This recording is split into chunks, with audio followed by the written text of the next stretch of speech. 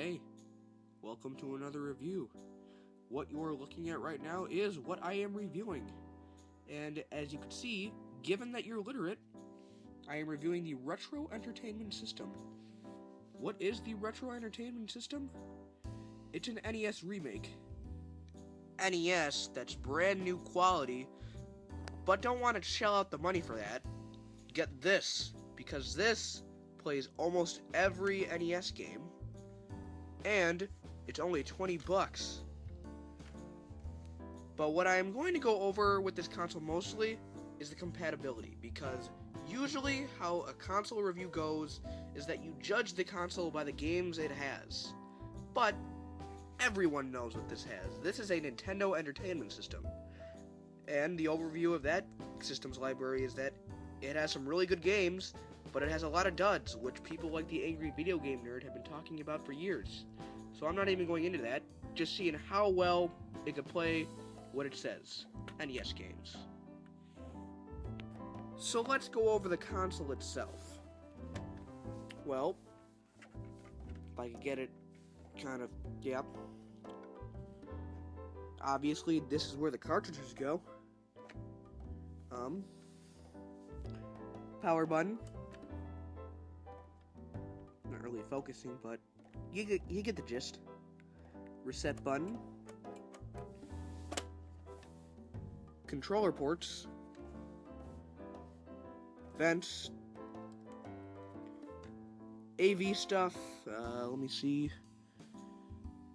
AV out, DC in. Vents. And here's the bottom.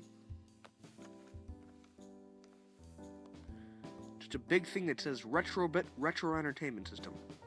Retrobit is the company that made this. And console feels a little flimsy over here, but I mean maybe it needs hollowness for to read the games, I don't know, but the plastic itself is a little flexible but pretty strong. It's nothing to get to make a fuss about. So it's good on that end. The Retro Entertainment System comes with two controllers of their design, and they are essentially NES Turbo controllers. Here's the D-pad. I'll do a comparison with a D-pad that's very similar to it in a bit. Slow button right there. Start, select, Turbo B, Turbo A, A, regular B. I was almost going to say Turbo A for this, but this is regular A. And it's got this nice kind of ergonomic curve back here, so that's cool. But I've actually heard that some people don't like this controller. So if you don't like that, if you'll notice the, if I could get it on camera, the ports of it, they're the exact same as this. A regular, standard, classic, tried and true NES controller if you want to. That's right. Look I'll show you. I will show you. Look at this. I'm trying to get it on camera right now. Look at this. There we go. Ugh. This is really hard to do with one hand.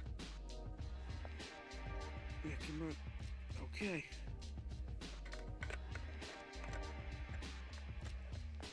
Ugh. Come on, get it. Look at that. Look at that. There we go. That would have taken 2 seconds if I had both my hands. But one hand has the camera right now. But look at that. We got our comedy bit now. Look at that. Look at that. It's beautiful right there. Good old classic tried and true NES controller. Just a note. The NES controller you're seeing in this review, do not buy it. I believe it is the TTX brand. It stopped working after 2 months, so just get a regular used one. That's all. This itself is a remake of the NES controller. A remake plugged into a remake. It's like a match made in heaven. But look at this. It's an NES controller. Besides maybe the texture of this area, it's an NES controller. Personally, after trying this controller out, I don't think it's that bad, actually. I played 2 games, and I played them both once with this controller and once with the remake, and I didn't see too much of a difference. In fact, I found it easier to play NES Golf with the Turbo A instead of the regular A. But I said I was going to do a comparison of this D-pad with another controller's D-pad, which is very similar, and I'll be comparing this D-pad with the Sega Genesis controller. Alright, let me show you what I mean. So, the Genesis's D-pad, it kind of looks like one big button. It has these little corners to fill it in, It's not like this D-pad where it's just like arrows and it's like kind of like a cross. This one is like a circle with a cross in it, and it's easier to do like half circles in Street Fighter and stuff, though the NES doesn't have Street Fighter. I mean, you could count 2010, but not a lot of people do. But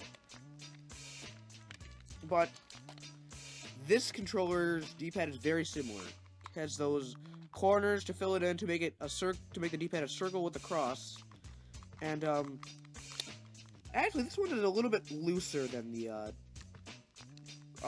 Genesis controller. This one feels very tight, even a little stiff. But this one, it actually kind of feels like just like an analog stick, like kind of like the thumb pad that the 3DS has, just with the D-pad slapped on it. I don't know. That's my thoughts personally. Sorry for the phone ringing in the background. As a side note, when the cartridges are in the console, it's a little jiggly and it's a bit offsetting. Like, let me show you.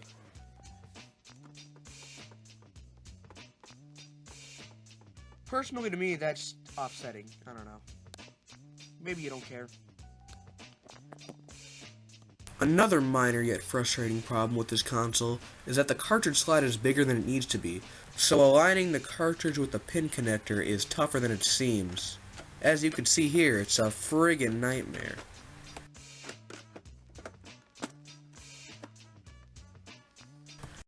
Also, taking the carts out of this system is really hard. I don't know why. Now for the main part of the review, the compatibility of this console. Let's begin.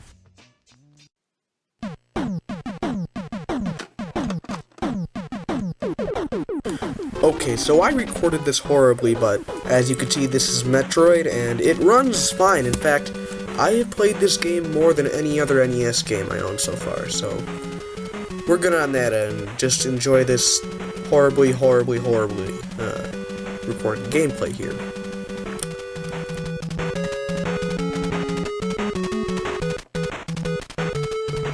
So more bad gameplay.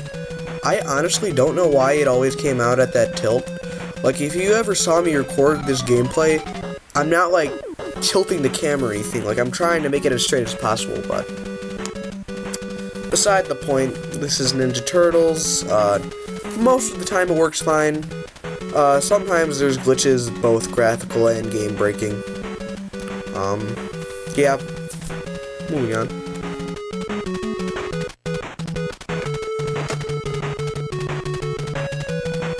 Alright, so you know the drill. Bad gameplay. Looks like I recorded it with my butt cheeks. Actually, from what I'm seeing so far, this in Metroid is the best gameplay I've recorded so far, but anyway, as you saw, this is Ninja Turtles 2. It works fine. I haven't run into any problems yet. Yeah.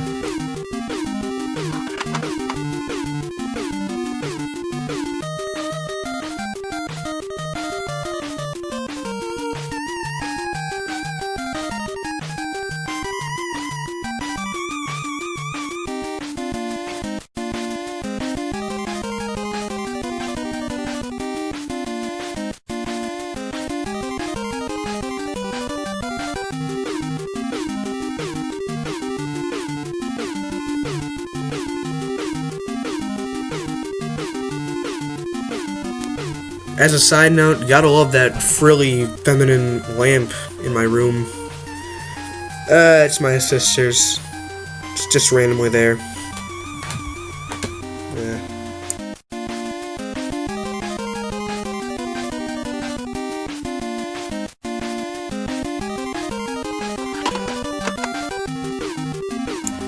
Alright, so you know the drill. I'm obviously showing this game because it works on this console just fine, but one weird nitpick I have is that when I play this game on this console, the pipes look neon green, and I have never seen them look neon green in Super Mario Brothers before. Like, they don't look that way in the Wii U Virtual Console version, for example. Maybe they look that way when you play it in a regular NES front loader. It's been a couple years now since I've played this game on an NES front loader, so I don't know, but just a nitpick.